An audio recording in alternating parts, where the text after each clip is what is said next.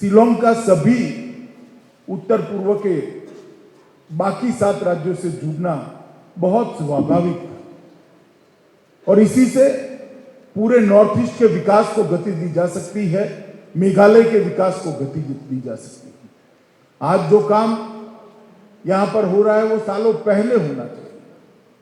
खैर, मगर भारत सरकार के लगभग 50 करोड़ रुपया लगाने के बाद यहां आज इंटरस्टेट बस टर्मिनस मेघालय सरकार और भारत सरकार के सहयोग से बन रहा है। इसका आज मुझे बहुत बड़ा आनंद है और मैं मानता हूं कि एनईसी ने जिस प्रकार से आगे काम किया है ये बहुत महत्वपूर्ण है। मित्रों, जहां तक नॉर्थ ईस्ट का सवाल है, नॉर्थ ईस्ट देश के ऐसे क्षेत्रों में से है जहां कनेक्टिविटी की जरूरत बहुत महत्वपूर्ण है। कनेक्टिविटी के बगैर ना देश के इस छोर की सुरक्षा सुनिश्चित की जा सकती है, कनेक्टिविटी के बगैर इस देश का एक क्षेत्र का पुराना वैभव वापिस लाना भी असंभव है और कनेक्टिविटी के बगैर यहां पर विकास को गति देना भी असंभव है।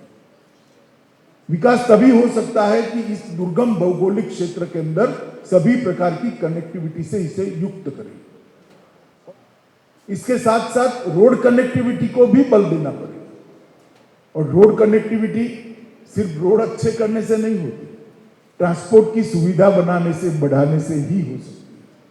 मेघालय स्टेट ट्रांसपोर्ट कॉर्पोरेशन लगभग 60 बसों का फ्लीट है इनके पास और कई सारी प्राइवेट बसेस यहां चलती हैं, मगर एक ऐसा सेंटर चाहिए था जो इकोनॉमी का भी सेंटर बने और गतिविधियों का भी सेंटर बने।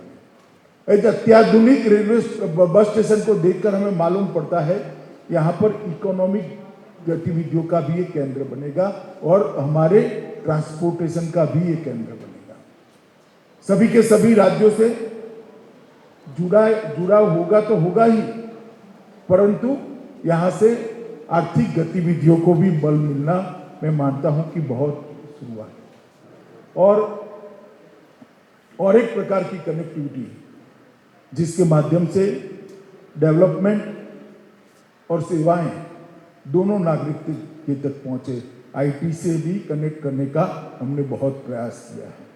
आज आसानी से घर से, गांव से, सामान्य सेवा केंद्र सीएससी से दस्तावेजों का नवीनीकरण और प्राप्ति दोनों हो रही है।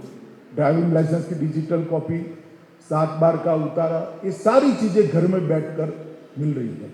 इसका कारण हमने कनेक्टिविटी को बढ़ाया है और मैं मानता हूं कि नॉर्थ ईस्ट परिषद, उत्तर पूर्वी परिषद ने विजन के साथ ये जो किया है उसको बहुत बड़ा फायदा ये पूर्वोत्तर क्षेत्र को होने वाला है। ये पूरे नॉर्थ ईस्ट क्षेत्र के अंदर हमारे लिए 3 महत्वपूर्ण चीजें हैं। एक तो यहाँ की बोलियां, यहाँ की भाषाएं, यहाँ का नृत्य, संगीत, खानपान, संस्कृति, उसको संभाल कर रखना, संजो कर रखना और पूरे भारत के अंदर इसका आकर्षण पैदा करना। दूसरा, नॉर्थ ईस्ट के पूरे विवाद को समाप्त कर इसको एक शांतिपूर्ण क्षेत्र बनाना और तीसरा, नॉर्थ ईस्ट को एक विकसित प्रदेश बनाकर आजादी के पहले जो जीडीपी कंट्रीब्यूशन हमारा था इस क्षेत्र का, इसको वापस लाने का प्रयास करना। और मैं मानता हूं हम इसके बहुत नजदीक हैं। हम सबके सामूहिक प्रयास से कुछ ही दिनों में, कुछ ही सालों में हम एक गंतव्य स्थान पर पहुंचेंगे। जिस दिन नॉर्थ ईस्ट का जीडीपी कंट्रीब्यूशन 20% से ज्यादा पहुंचता है, यहाँ गरीबी का, बेरोजगारी का और अशांति का नामो निशान नहीं बचेगा। मुझे लगता है कि इसके लिए हम सब ने नरेंद्र मोदी जी की योजना को समर्थित भी करना है और इसके साथ साथ उसको पूरा करने के लिए पूरा सहयोग देना है।